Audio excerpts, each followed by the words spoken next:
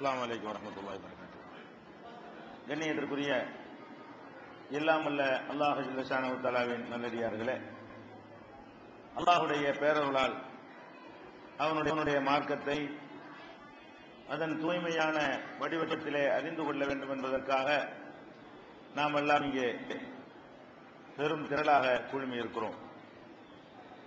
இந்த நிகழ்ச்சி உங்களுடைய கேள்விகளுக்கான விளக்கம் சொல்வதற்குரிய நிகழ்ச்சி.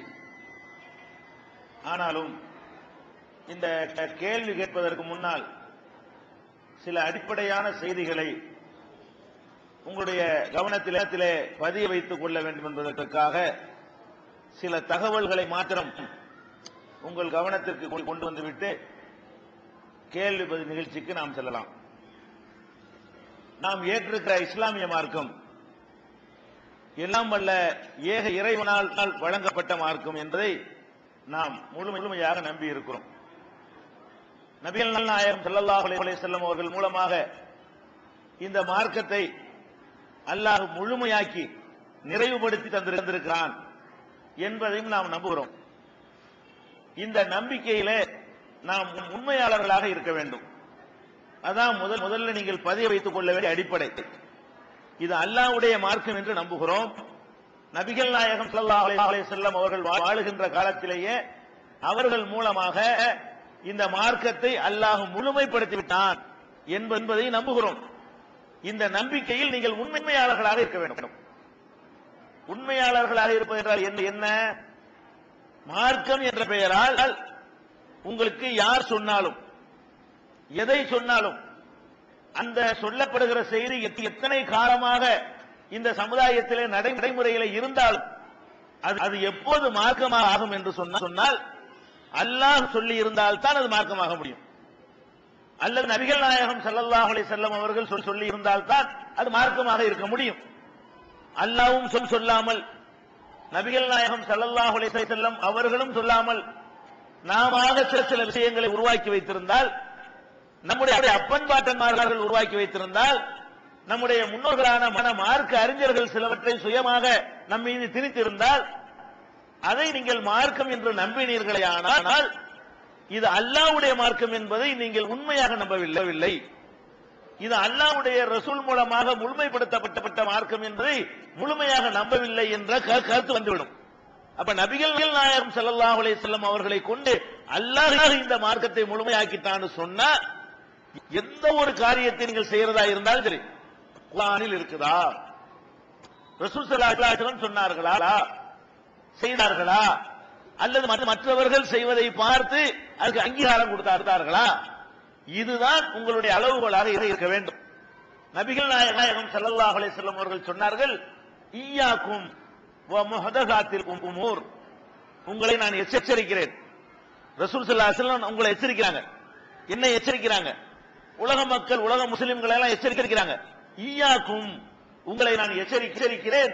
வ முஹதஸாத்தில் உமூர், மார்க்கம் என்ற பெயரால் புதிதாக உருவாக்கப்படுகிற காரியங்களை விட்டு உங்களை எச்சரிக்கிறேன்.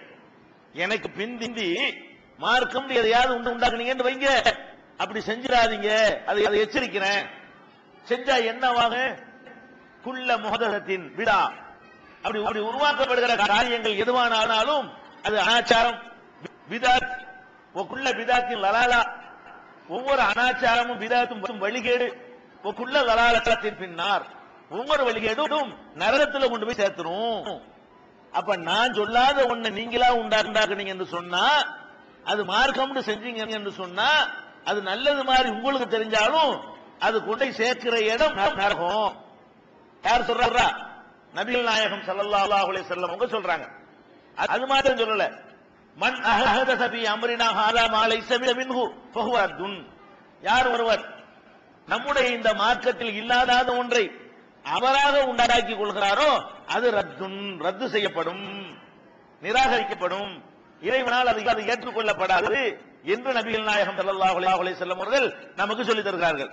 இன்னொரு சந்தர்ப்பத்தில் சொன்னார்கள், மன் அமில அமலன் லைஸ அலைஹி அம்ருனா ஃபஹுவ ரத்துன், எனது கட்டளை இல்லாமல் ஒரு காரியத்தை நீங்கள் செய்தால், யார் செய்தாலும் சரி, அது நிராகரிக்கப்படும்.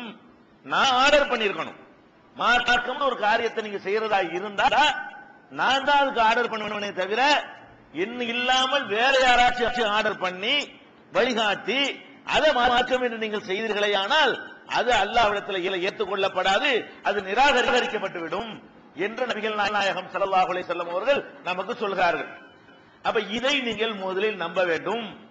நம்ம சமுதாயத்தில் ஏற்பட்ட பிளவுகளுக்கும் மார்க்கத்தின் பெயரால் நாம் பிரிந்து கிடப்பதற்கும், ஒருவருக்கு ஹலால் ஒருவருக்கு ஹராம் என்று சொல்வதற்கும், ஒருவருடைய தொழுகை முறை ஒரு விதமாக இருக்கிறது, இன்னொருவருடைய தொழுகை முறை வேறு விதமாக இருக்கிறது, இப்படிப்பட்ட வேறுபாடுகளுக்கும் எல்லா குழப்பங்களுக்கு காரணம் என்னன்னு கேட்டா இந்த அடிப்படையை நாம் மறந்ததுதான். இந்த அடிப்படையில் நம்முடைய வாழ்க்கையை அமைத்துக் கொள்ளாததான் என்பதில் எந்த சந்தேகமும் இல்லை. இன்றைக்கு நீங்கள் பார்க்கலாம், மற்ற சமுதாய மக்களிடம் பெருமை அடிச்சுக்கிறோம், எங்களுக்கு ஒரு இறைவன், ஒரு குர்ஆன், ஒரு வழிகாட்டி, எங்களுடைய ஒரு மார்க்கம் என்றெல்லாம் சொல்லுகிறோம். அப்படிதான் நடக்கிறோமா? ஒரு மார்க்கமா தான் உங்களுக்கு நடைமுறைகள் இருக்கிறதா? ஒரு இறைவனை ஏற்றுக்கொண்ட மாதிரி தான் அதுதான் நம்முடைய வழிபாட்டு முறைகள் இருக்கிறதா? ஒரு தலைவர் காட்ட மாட்ட மாதிரி தான் நம்முடைய எல்லா முறைகளையும் அமைத்துக் கொண்டிருக்கிறோமா? பேருக்கு சொல்றோம், ஒரு குர்ஆன்கிறோம், ஒரு தலைவர்கிறோம், ஒரு மார்க்கம்ங்கிறோம், மார்க்கத்தின் பெயரால் பிரிந்து கிடக்கிறோம். பிரியலாம், சங்கங்கள் இருக்கலாம், 1000 சங்கங்கள் அமைத்துக் கொள்ளுங்கள், 1000 நிறுவனங்களை உண்டாக்கிக் கொள்ளுங்கள், மார்க்கத்தின் பெயரால் பிரியலாமா? ஒவ்வொருத்தரும் ஒரு காரியத்தை எடுத்துக்கொண்டு ஒரு அஜெண்டாவை எடுத்துக்கொண்டு செயல்படுங்கள், அது குற்றம் இல்லை. தீன்ல பிரியலாமா? தீன்ல பிரிஞ்சிருக்கமே, எப்படி பிரிஞ்சிருக்கிறோம்? மதுஹப்னு பிரிஞ்சிருக்கிறோம், முஸ்லிம்னு சொல்லிக் கொள்கிறோம். நம்மளுக்குள்ள என்ன செய்யறோம்? முஸ்லிமோட சேர்த்து மார்க்கத்தின் பெயராலேயே நம்ம ஒரு புது பிரிவை சேர்த்துக்கிட்டோம். ஒரு ஆள் ஷாஃபி மதுஹப்ங்கிறாரு, ஒரு ஆள் ஹனபி மதுஹப்ங்கிறாரு. இவருக்கு ஹலால்னா அவருக்கு ஹராம், இவருக்கு ஃபர்லுனா அவருக்கு சுன்னத்து, அவருக்கு சுன்னத்துனா இவருக்கு மக்ரூஹ், இவருக்கு மக்ரூஹ்னா அவருக்கு ஹராம். ஆனா எல்லாரும் முஸ்லிம். இது ஒரு தீனா பல தீனா? இது இப்ப நம்ம நடக்கக்கூடிய இந்த முறை ஒரு மார்க்கமா பல மார்க்கமா? ஒரு தீனா இருந்தால், ஒரு குர்ஆனில் எடுத்த சட்டமாக இருந்தால், ஒரு ரசூல் சொன்னதாக இருந்தால், ஒன்று ஹலால் என்றால் அத்தனை கோடி முஸ்லிம்களுக்கும் ஹலாலா இருக்க வேண்டும். ஹராம் என்று சொன்னால் அத்தனை கோடி முஸ்லிம்களுக்கும் ஹராமாக இருக்க வேண்டும். கடமை என்று ஒன்றை சொல்வதாக இருந்திருந்தால், அதை கடமையாக்கியது அல்லாஹ்வாக இருந்தால், ரசூலாக இருந்தால், அத்தனை பேருக்கு அது கடமையா இருக்கணும்ல. அல்லாஹ் ஒன்றை கடமையாக்கி இருந்தால் அது எப்படி பாதி பேருக்கு கடமை பாதி பேருக்கு கடமை இல்லைண்டாவும்? அல்லாஹ்வுடைய ரசூல் ஒன்றை ஹராமாக்கி இருந்தால் அது எப்படி பாதி பேருக்கு ஹராமாகி மீதி பேருக்கு ஹலாலாவும்? நம்ம என்ன பண்றோம்? தீனின் பெயரால் பிரிந்து கிடக்கிறோம். ஏன் தொழுகை வேற, ஓன் தொழுகை வேற, ஏன் நோம்பு வேற, ஓன் நோம்பு வேற, எனக்கு ஹலால் வேற, உனக்கு ஹலால் வேற இருக்கா இல்லையா? என்னுடைய வழிபாட்டு முறை வேற, உன்னுடைய வழிபாட்டு முறை வேற, இப்படி பிரிந்து கிடக்கிறோம். அப்ப மார்க்கத்தின் பெயரால் உள்ள இந்த பிரிவினைக்கு என்ன காரணம் தெரியுமா? ஷாஃபி என்று சொல்லக்கூடியவர்கள் நினைக்கிறார்கள், அவங்க அப்பன் பாட்டன்மார்கள் எதை சொல்லிக் கொடுத்தார்களோ அதை விடக்கூடாது நினைக்கிறார்கள். ஹனபி என்று சொல்லக்கூடியவர்கள் நினைக்கிறார்கள், எங்க அப்பன் பாட்டன்மார்கள் எதை எங்களுக்கு சொல்லி தந்தார்களோ அதிலிருந்து மாற மாட்டோம் என்று நினைக்கிறார்கள். ஆனா ரெண்டு பேரும் எப்படி நினைக்கணும்? எங்களுக்கு அல்லாஹ் என்ன சொன்னானோ அதை செய்வோம் நினைக்கணும், அல்லாஹ்வுடைய ரசூல் என்ன சொன்னார்களோ அதை செய்வோம் நினைக்க வைக்கணும். இவங்க நினைக்கிறாங்க அல்லாஹ் ரசூல்லாம் சும்மா ஃபார்மாலிட்டிக்கு தான், எங்களுக்கு நாங்க ஷாஃபிமா பின்பற்றுவோம், நாங்க ஹனபிமா பின்பற்றுவோம். இவங்கள அல்லாஹ்வுடைய ரசூல்மார்களா? இவங்களுக்கெல்லாம் அல்லாஹ்வுடைய வஹி வந்துச்சா? இவங்களுக்கெல்லாம் இறைவனிடம் செய்தி வந்ததா? வேதங்கள் பெற்றார்களா? ஏன் அவங்களை நம்ம ஏற்றுக்கொள்ளணும்?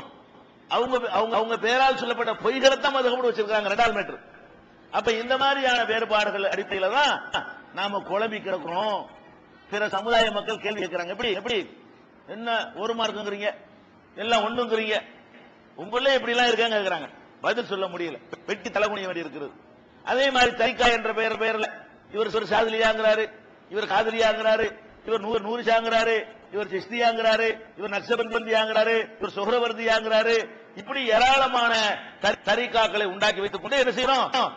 இவருடைய திக்ர் முறை வேற, அவருடைய திக்ர் முறை வேற, இவருடைய வழிபாட்டு முறை வேற, அவருடைய வழிபாட்டு முறை வேற. இது என்ன மார்க்கம்? இது மார்க்கத்தின் வேலையும் பிரிக்கிறீங்க. ஒரு திக்ர் மார்க்கத்தில் உண்டு சொன்னா எல்லாருக்கும் உண்டு, ஒரு திக்ர் மார்க்கத்தில் இல்லைன்னு சொன்னா எல்லாருக்கும் இல்ல. அது இவருக்கு உண்டு இவருக்கு இல்லைன்னு ஆக்குறீங்க. இவருடைய திக்ர் முறை வேற, அவருடைய திக்ர் முறை வேற, நீங்க பிரிக்கிறீங்க. அல்லாஹ்வுடைய ரசூல் பிரிச்சாங்களா? இப்படி சபையை கூட்டி வைத்துக் கொண்டு இந்த 2 ஸ்டெப் இப்படி செய்யுங்க, அடுத்த 2 ஸ்டெப் அப்படி செய்யுங்க, இந்த 2 ஸ்டெப் இப்படி செய்யுங்கன்னு சொன்னாங்களா? வலது பக்கம் உள்ளவங்க இது சுன்னத்து, இடது பக்கம் உள்ளவங்க மக்ரூன்னு சொன்னாங்களா? அப்ப நம்ம மார்க்கத்தின் பெயரால் என்ன பண்றோம்னு கேட்டா, ஒவ்வொருத்தருக்கும் ஒரு வழிபாட்டு முறையை உண்டாக்கி கொண்டிருக்கிறோம். இந்த நிலையிலிருந்து நம்ம மாற வேண்டும். அதுபோக மார்க்கத்தில் இல்லாத பல விஷயங்களை மார்க்கத்தின் பெயரால் நம்முடைய அப்பன் பாட்டன்மார்கள் எதையாவது சொல்லிவிட்டு சென்றால் அதையெல்லாம் மார்க்கம் என்றே நம்ம செய்து கொண்டிருக்கிறோம். தட்டி எழுதுறோம், தாயத்து போடுறோம், 3ஆம் பாத்தியா 7ஆம் பாத்தியான்னு உண்டாக்கி வைத்திருக்கிறோம், சடங்கு சம்பிரதாயங்களை உண்டாக்கி வச்சிருக்கிறோம். இப்படியான மேராஜ் நோம்புங்கிறோம், பராத்து நோம்புங்கிறோம், இல்லாத விஷயங்கள் எல்லாம் நிறைய நாம உருவாக்கி செய்து கொண்டிருக்கிறோமே. எல்லாத்துக்கும் அடிப்படை என்னன்னு கேட்டா, அல்லாஹ்வுடைய மார்க்கம் இது, அல்லாஹ்வுடைய ரசூலை கொண்டு முழுமைப்படுத்தப்பட்ட மார்க்கம் இது. அவங்க 2 பேரை தவிர இந்த மார்க்கத்தில் யாருக்கு அதிகாரம் கிடையாது, வேற யாரும் எந்த ஒன்றையும் உண்டாக்க முடியாது என்கின்ற அடிப்படையை நம்ம மறந்ததுதான்.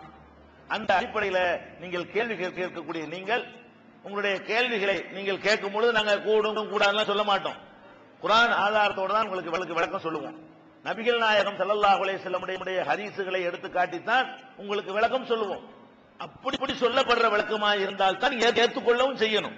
நாங்களா எங்க இஷ்டத்துக்கு ஏதாவது சொன்னோம்னு சொன்னா அதை மைனஸ் பண்ணிக்கிறோம். உங்களுக்கு எது கடமை? அல்லாஹ்வுடைய வேதத்தின் அடிப்படையில் சொல்லப்படுற செய்தி ஏற்பதுதான் உங்களுக்கு கடமை. அல்லாஹ்வுடைய ரசூலுடைய ஹதீஸை மேற்கோள் காட்டி ஒரு சட்டம் சொல்லப்பட்டால் தான் நீங்கள் ஏற்க வேண்டும். அப்படி இல்லாம நாங்களாக கையில மடியில போட்டு எதையாவது சொன்னோம்னு சொன்னா அதை நீங்க நிராகரிச்சிடணும். அது மார்க்கம் நினைக்க கூடாது. இந்த அடிப்படையில் உங்களுடைய கேள்விகளை கேட்கலாம். உரிய காரணங்களோட ஆதாரத்தோடு உங்களுக்கு என்ன செய்யப்படும்? இன்ஷா அல்லாஹ் விளக்கம் சொல்லப்படும்.